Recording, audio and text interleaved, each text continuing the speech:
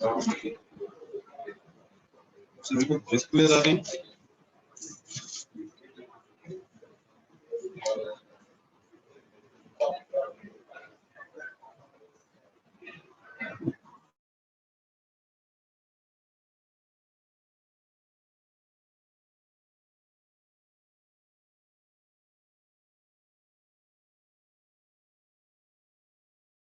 Yes, sir.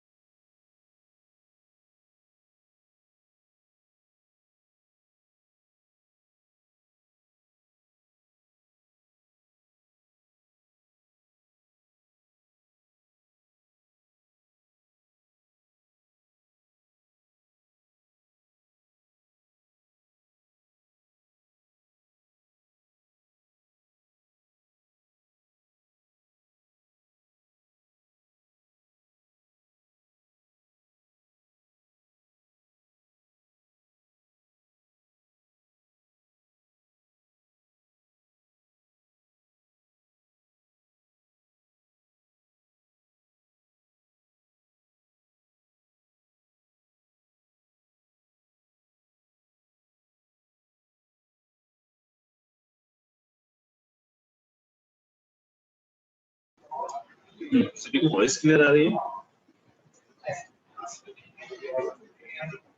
Yes, sir. Yes, sir.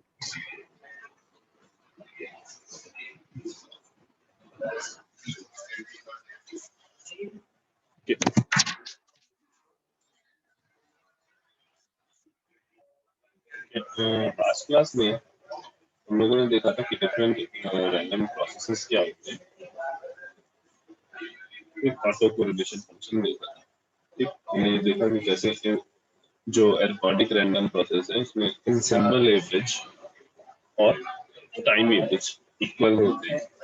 Different points हमने different random processes में देखे।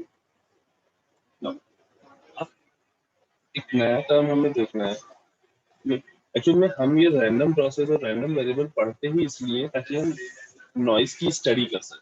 ठीक है, तो हम नॉइज डिफरेंट जो हमने अभी कम्युनिकेशन सिस्टम्स पढ़े हैं, मॉड्यूलेशन सिस्टम पढ़े हैं, चाहे वो एम्पलीट्यूड मॉड्यूलेशन है या एनालॉग एंगल मॉड्यूलेशन है, ठीक, उन सब में नॉइज का जो इफेक्ट है उसको स्टडी करने के लिए हम बेसिकली रैंडम प्रोसेस या रैंडम वेरिएबल की ये बेसिक जो कॉन्सेप्ट होता है उनकी हमें जरूरत पड़ती है, तो उनके हम पढ़ते हैं।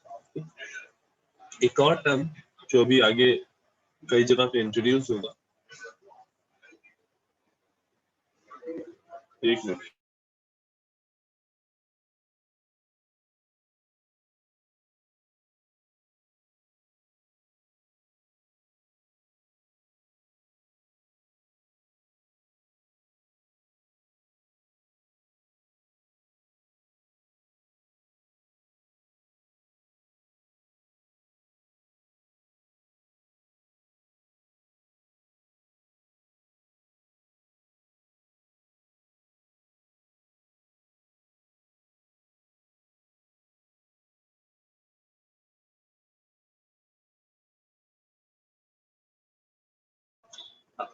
एक और टर्म हमें देखना है, क्या है?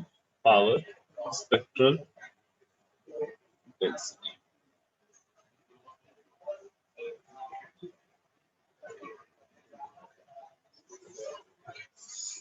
Basically power spectral density of a signal defined होती है। अच्छा, ये टर्म तुम अभी सिग्नल सिस्टम में फिर से शायद कहीं ना कहीं देखोगे, तो ये सिग्नल सिस्टम में फोरियर ट्रांसफॉर्म पढ़ रहे होगे तो वहां पे भी पावर स्पेक्ट्रल डेंसिटी का टर्म देखोगे।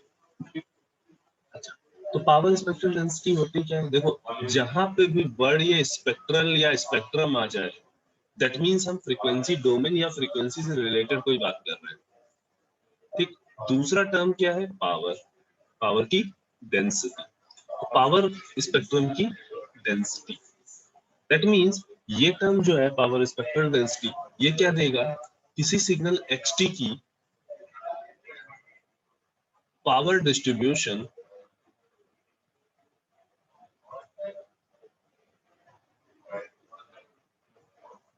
ओवर फ्रीक्वेंसी, यानी डिफरेंट डिफरेंट फ्रीक्वेंसीज पे ये पावर किस तरह से डिस्ट्रीब्यूट हुई है, कौन बताता है? Power spectral density. अभी तक जो हम लोग पावर स्पेक्ट्रम बनाते थे वो भी कहीं ना कहीं वहां पे हम लोग क्या देख रहे थे, केवल एम्पलीट्यूड देखते थे डिफरेंट फ्रीक्वेंसीज पे। ठीक, अगर उन्हीं एम्पलीट्यूड्स को यूज करके हम हर जो डिफरेंट एम्पलीट्यूड्स आए थे, जैसे हम लोगों ने इस तरह का कुछ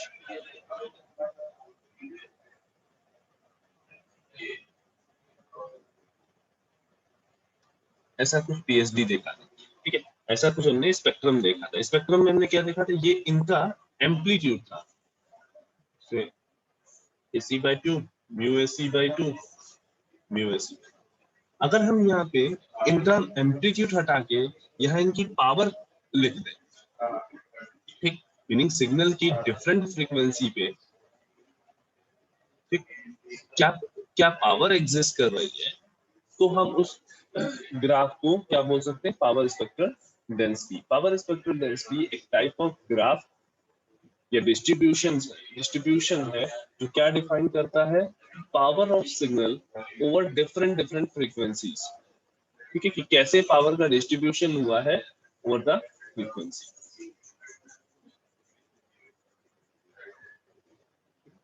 अब इसका एक रिलेशन है विद ऑटो कोरिलेशन फंक्शन।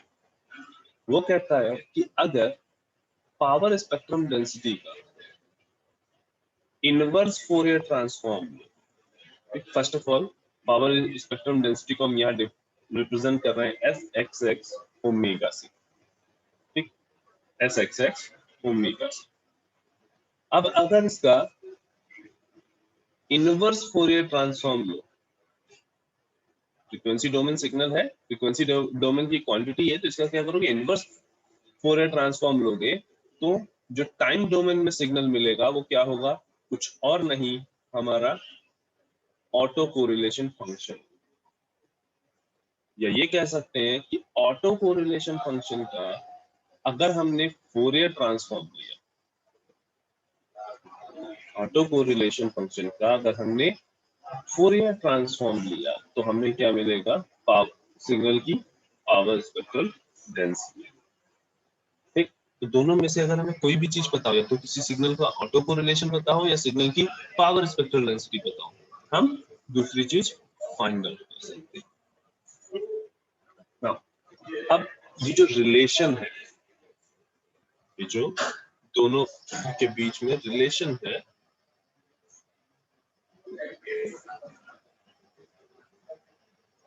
बेटा ये T1 नहीं है, T है, और ये दूसरा लिखा है T प्लस टाउ, ठीक। ये जो रिलेशन है, इस रिलेशन का एक अपना नाम है, ठीक? बोलते हैं उसको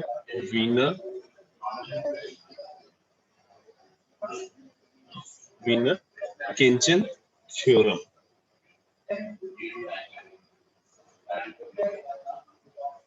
जो रिलेशन है between power spectral density and auto correlation, इसको क्या बोलते हैं? वीनर किंचन थ्योरम। इन्होंने कहा था, वीनर किंचन ने कहा था कि भाई ऑटो कोरिलेशन का अगर फोरियर ट्रांसफॉर्म लोगे तो हमें पावर स्पेक्ट्रल डेंसिटी मिल जाएगी, और पावर स्पेक्ट्रल डेंसिटी का इनवर्स फोरियर ट्रांसफॉर्म लोगे तो हमें ऑटो कोरिलेशन मिल जाएगा, ठीक। हमें याद रखना है कि पावर स्पेक्ट्रल डेंसिटी क्या है, मीनिंग अगर हम किसी पर्टिकुलर सिग्नल की बात करें और हम ये कहें कि उस सिग्नल की पावर -FM से FM के बीच में डिस्ट्रीब्यूटेड है, और कैसे डिस्ट्रीब्यूटेड है? कॉन्स्टेंटली डिस्ट्रीब्यूटेड है, ठीक, 20 वोल्ट। वैसे हम एक किसी सिग्नल की बात कर रहे हैं XT की, उस सिग्नल की पावर स्पेक्ट्रल डेंसिटी कुछ इस तरह से, मीनिंग ये पावर स्पेक्ट्रल डेंसिटी क्या बता रही है कि केवल और केवल पावर कहाँ डिस्ट्रीब्यूटेड है? -FM से FM के बीच में, या इसको -FM नहीं लिखते, FM/2 लिख लेते हैं। FM/2 से FM के बीच में, ठीक, इसकी पावर स्पेक्ट्रल डेंसिटी डिस्ट्रीब्यूटेड है अदर देन फ्रीक्वेंसीज पे, इसकी जो फ्रीक्वेंसी है वो 0 है। तो अगर हमें यहाँ से टोटल पावर निकालनी है, पावर स्पेक्ट्रल डेंसिटी दी है, हमें टोटल पावर निकालनी है इस सिग्नल xt की, तो हम क्या करें, जितनी भी फ्रीक्वेंसी में ये डिस्ट्रीब्यूटेड है उतने का एरिया फाइंड आउट करें। डेंसिटी है, हमेशा हमने तुम्हें बताया कि डेंसिटी अगर है, जिस भी चीज की डेंसिटी है अगर उसको एरिया मल्टीप्लाई कर दोगे वो तुम्हें मिल जाएगा। तो ऐसे टोटल पावर अगर निकालनी हो तो एरिया फाइंड आउट कर लो, area of power spectral density. इसी तरीके से एक टर्म और है एनर्जी स्पेक्ट्रल डेंसिटी। ठीक, देखो दोनों ही टर्म आपस में सिमिलर है। कैसे कि जब कोई सिग्नल xt अगर एनर्जी सिग्नल है तो उसकी हम energy spectral density find out करेंगे, meaning distribution of energy over the frequency, distribution of energy over the frequency. और अगर यही xt पावर सिग्नल है तो हम उसकी power spectral density find out करेंगे।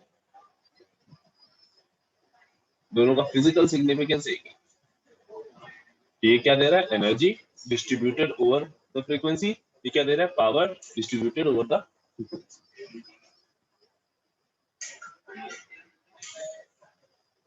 ठीक, अब हम इंट्रोड्यूस करते हैं, स्टार्ट करते हैं नॉइज। देखो ये हमें क्लियर है, जब हम सिग्नल को ट्रांसमिट करेंगे, ठीक है, जब हम सिग्नल को ट्रांसमिट करेंगे तो वहां पे एक नॉइस रिसीवर साइड तक पहुंचने से पहले कुछ ना कुछ नॉइस इंट्रोड्यूस होगी।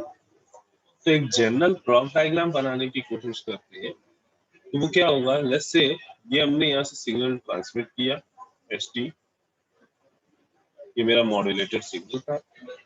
फिर ये चैनल से जब जा रहा था तो रास्ते में नॉइस ने इसको अफेक्ट किया। हम समर यहाँ पे इसलिए दिखा रहे हैं, ठीक, इन जनरल नॉइस तुम्हारी सिग्नल को किसी भी तरीके से अफेक्ट कर सकती है, मीनिंग वो उससे मल्टीप्लाई हो सकती है, वो उसके एम्पलीट्यूड को डिवाइड कर सकती है, सब्सट्रैक्ट कर सकती है। बट इन जनरल जब हम नॉइस की स्टडी करते हैं तो क्योंकि ज्यादातर जनरल फिनोमेना यही है कि नॉइस ऐड हो जाती है इसमें, ठीक, सिग्नल में, दैट इज व्हाई हमने यहाँ पे एडर शो किया। ठीक, अब ये जो RT is equal to HT plus NT, ये जो सिग्नल होगा ये बेसिकली रिसीवर पे पहुंचेगा। ठीक, ये जो होगा ये बेसिकली रिसीवर पे पहुंचेगा। तो रिसीवर पे सबसे आगे हम एक बैंड पास फिल्टर लगा देते हैं। ठीक, अब ये band pass filter basically centred होता है FC पर। ठीक, तो कहां से कहां तक इसकी रेंज होती है, FC प्लस FM से FC माइनस FM के बीच में। देखो ये बैंड पास फिल्टर का जो पास बैंड है वो डिपेंड करेगा कि जो आपका सिग्नल ST है ये कौन से मॉड्यूलेशन का है। अगर आप यहाँ DSB-SC भेज रहे हो that means upper side band भी भेजोगे वो इससे पास हो जाएगा, और लोअर साइड बैंड भेजोगे तो ये इससे पास हो जाएगा। AM कन्वेंशनल AM है तो भी यही पास बैंड रहेगा। लेकिन अगर SSB-SC है तो उसका पास बैंड कितना होगा, FC माइनस FM या FC से FC प्लस FM। ठीक, सेंटर फ्रीक्वेंसी FC या तो FC से FC प्लस FM तक या FC से FC माइनस FM का, जब हमें SSB-SC की बात कर रहे हैं, और ये जब हम TSB-SC की बात कर रहे हैं। अच्छा, ये बैंड पास फिल्टर लगाने की जरूरत क्यों पड़ी, जरूरत ये थी कि एक्चुअल में ये जो नॉइस है ये भी फ्रीक्वेंसी डिपेंडेंट है। तो हम बेसिकली ये चाहते हैं कि केवल वही नॉइस अंदर आए जो इस सिग्नल से एसोसिएटेड है। देखो, इस सिग्नल को अफेक्ट करने वाली वही नॉइसेस होंगी जो इस सिग्नल के बराबर की फ्रीक्वेंसी रखती है। अगर इस सिग्नल को देखें तो ये सिग्नल जो एस टी है, अगर हम इसको डीएसबी एस सी मान ले तो ये DSC S C signal F C पे से लेके इधर F C plus F M तक रहता है और इधर F C minus F M तक रहता है। तो इस रेंज में ये सिग्नल एग्जिस्ट करता है। तो हम तो यही चाहते हैं ना, उसी नॉइस की स्टडी करना या उसी नॉइस को अंदर आने देना चाहेंगे जो हमारे यहाँ सिग्नल में एसोसिएटेड हो। बाकी अदर फ्रीक्वेंसीज पे जो नॉइस है उनसे हमें मतलब नहीं है, उनको हम अंदर नहीं आने देंगे ताकि वो हमारे चीजों को अफेक्ट ना करे। देखो, यहाँ पे इस फ्रीक्वेंसी रेंज में जो नॉइस होगी उसको हम फिल्टर लगा कर रोक नहीं सकते। क्यों? क्योंकि हमें इतना पास बैंड तो देना ही पड़ेगा, हमें अपना सिग्नल पास कराना है इसलिए। लेकिन इसके अलावा जो फ्रीक्वेंसीज पे नॉइस है उन सबको तो हम रोक सकते हैं ना। तो उसके लिए हमने यहाँ पे बैंड पास फिल्टर लगा। अब बैंड पास फिल्टर से आउटपुट आया, लेट्स से उसको हमने XT लिखा है, ठीक। इसको हम अपने डीमॉड्यूलेटर पे देते हैं। जो हमने डिफरेंट डीमॉड्यूलेटर्स पढ़े हैं उनमें से किसी एक डीमॉड्यूलेटर पे तो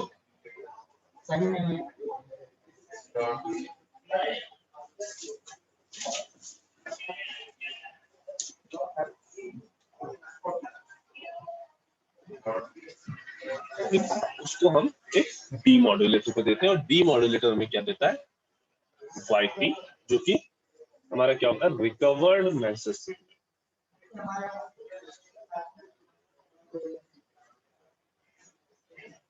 क्या होता है हमारा रिकवर्ड मैसेज सिग्नल।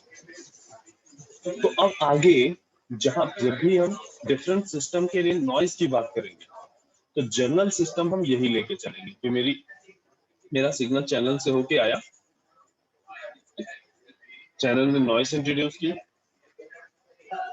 उसको हमने एक बैंड पास फिल्टर से पास कराया, देन डीमॉड्यूलेशन किया। डिफरेंट स्कीम्स में डीमॉड्यूलेटर चेंज होगा, एसटी की वैल्यू चेंज होगी, बट स्ट्रक्चर कुछ इसी तरह का रहेगा। डीमॉड्यूलेटर चेंज होगा, सिग्नल चेंज होगा, बट स्ट्रक्चर कुछ इसी तरह। अब थोड़ी सी बात कर लेते हैं इस नॉइस की कि भाई एसटी को तो हम जानते हैं लेकिन ये नॉइस कौन सी नॉइस है।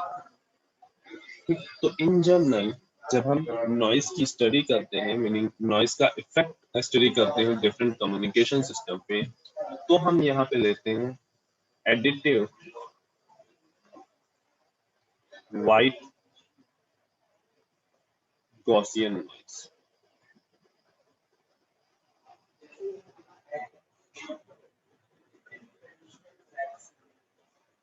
शॉर्ट फॉर्म में इसको लिखते हैं AWG। और ऐसे चैनल्स जिसमें केवल यही नॉइस इंट्रोड्यूस हो रही हो उनको हम AWGN चैनल भी बोलते हैं। ऐसे चैनल्स जिनमें ये नॉइस इंट्रोड्यूस हो रही है उनको हम क्या बोलते हैं, AWGN चैनल। अब देखो, इसकी सारी प्रॉपर्टीज, इस नॉइस की सारी प्रॉपर्टीज इसके नाम में ही है। फर्स्ट थिंग, पहला पार्ट क्या कह रहा है कि ये एडिटिव है, मीनिंग जब ये सिग्नल को अफेक्ट करेगी, कोई भी मैसेज सिग्नल जो ट्रांसमिट कर रहा होगा उसको जब ये अफेक्ट करेगी तो वो कैसे अफेक्ट करेगी, उस सिग्नल में जाके ऐड हो जाएगी, जैसा कि यहाँ पे हमने शो किया।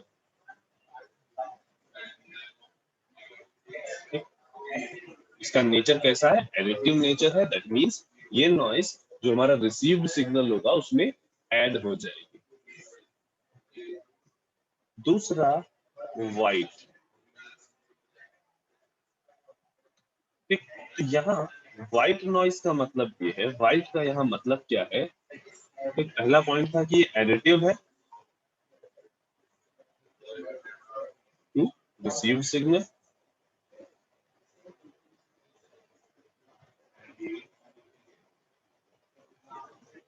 दूसरा पॉइंट क्या है कि ये व्हाइट नॉइस है। देखो व्हाइट नॉइस का मतलब ये है कि एक ऐसी नॉइस जिसकी पावर हर फ्रीक्वेंसी पे कांस्टेंट और सेम। व्हाइट नॉइस वो नॉइसेस होते हैं जिनकी पावर हर फ्रीक्वेंसी पे इक्वल हो और कांस्टेंट। ठीक, दैट मीन्स इसका जो पावर स्पेक्ट्रल डेंसिटी है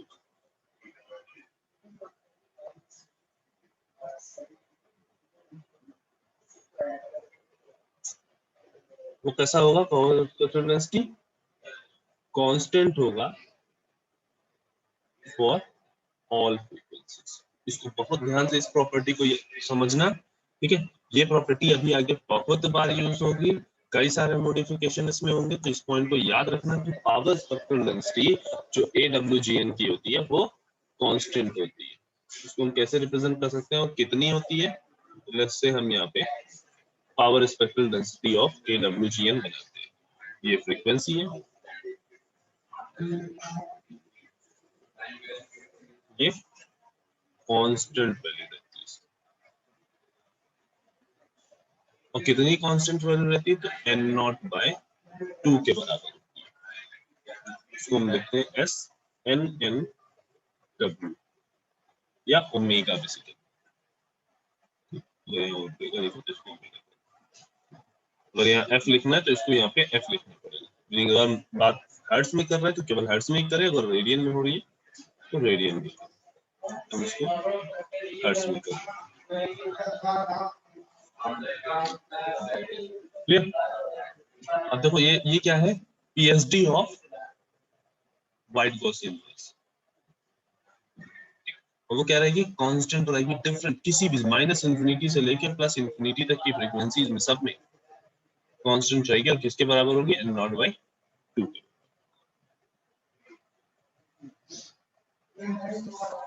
ठीक, थर्ड पॉइंट जो इसका है, ठीक, वो कहां से आ रहा है इसका, ये गॉसियन। ये क्या कहता है कि जो एडिटिव व्हाइट गॉसियन नॉइस है, इसकी जो प्रोबेबिलिटी डिस्ट्रीब्यूशन फंक्शन है, इसका जो प्रोबेबिलिटी डिस्ट्रीब्यूशन फंक्शन है वो गॉसियन डिस्ट्रीब्यूशन होगा। मे बी मैथ में हमने इस टर्म को पढ़ा होगा। ठीक, वो एक गॉसियन डिस्ट्रीब्यूशन होगा with zero mean. Additive white Gaussian noise का जो प्रोबेबिलिटी डिस्ट्रीब्यूशन फंक्शन होगा वो कैसा होगा, गॉसियन डिस्ट्रीब्यूशन, या इसी को हम नॉर्मल डिस्ट्रीब्यूशन भी बोलते हैं।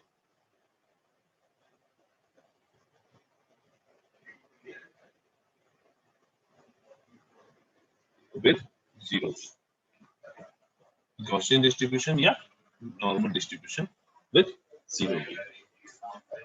इसका जरा डिस्ट्रीब्यूशन भी देख लेते हैं।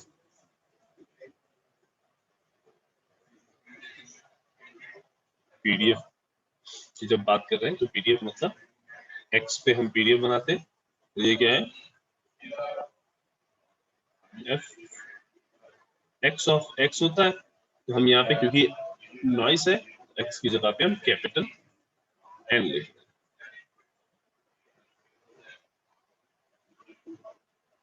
ठीक, और ये जो गॉसियन डिस्ट्रीब्यूशन होता है वो कुछ इस तरह का होता है।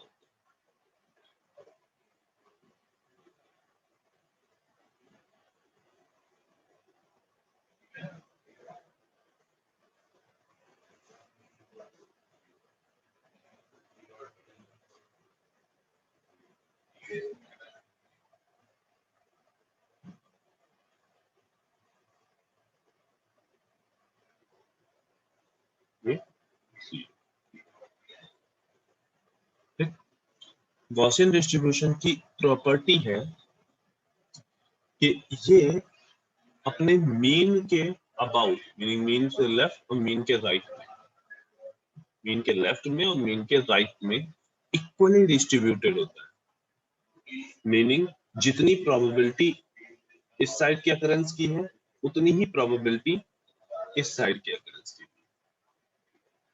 ठीक, गॉसियन डिस्ट्रीब्यूशन की जो स्प्रेडिंग होती है वो मीन के अबाउट, यहाँ पे हमने जीरो के अबाउट क्यों दिखाया है, क्योंकि हम यहाँ पे एक गॉसियन डिस्ट्रीब्यूशन दिखा रहे हैं जिसका मीन जो है वो जीरो है। ठीक, तो भी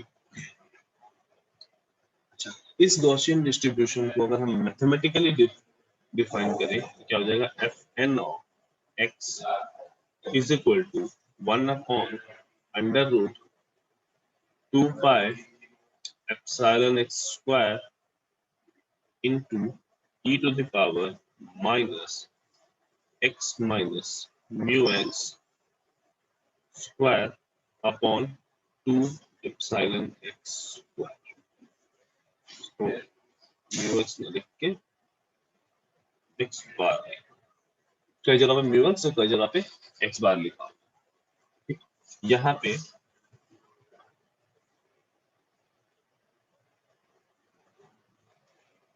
epsilon x is equal to क्या है, epsilon x square is equal to क्या है, वेरिएंस,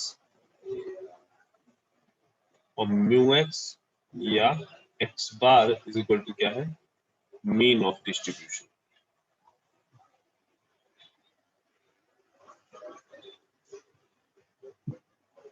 ठीक, तो ये बेसिक तीन प्रॉपर्टी नॉइज के लिए याद रखनी। यहाँ तक में किसी को कहीं कोई डाउट?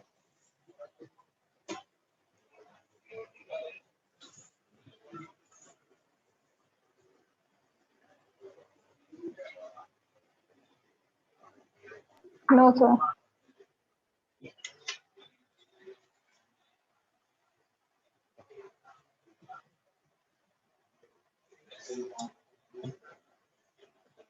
ये तो हो गई मेरी एडिटिव वाइट क्वेश्चन। एक चीज हमें ये समझनी है, जब ये नॉइस, हमने कहा कि ये नॉइस और ये सिग्नल दोनों ही बैंड पास फिल्टर से पास कर रहे हैं। जब इस नॉइस को बैंड पास फिल्टर से पास करोगे, ठीक, तो ये बन जाएगी नैरो बैंड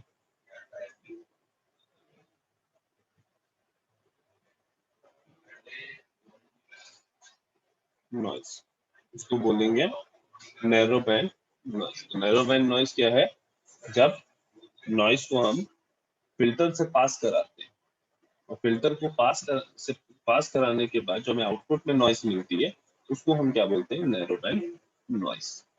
और इसको हम रिप्रेजेंट करते हैं NT is equal to NI cos 2 pi FCT minus NQ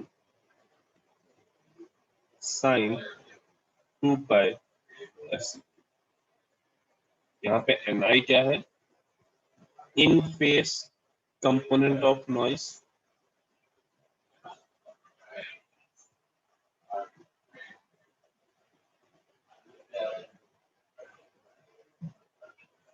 NQ क्या है, क्वाड्रेचर फेस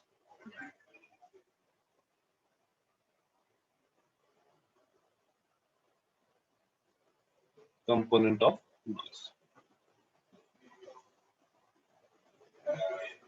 तो ये रिप्रेजेंटेशन हमें याद रखना है कि जब अगर हमारा सिग्नल नॉइस हमारी बैंड पास फिल्टर से पास हो रही है तो उसको हम इस तरीके से, जो बैंड पास फिल्टर का जो आउटपुट है उसको हम इस तरीके से रिप्रेजेंट कर सकते हैं।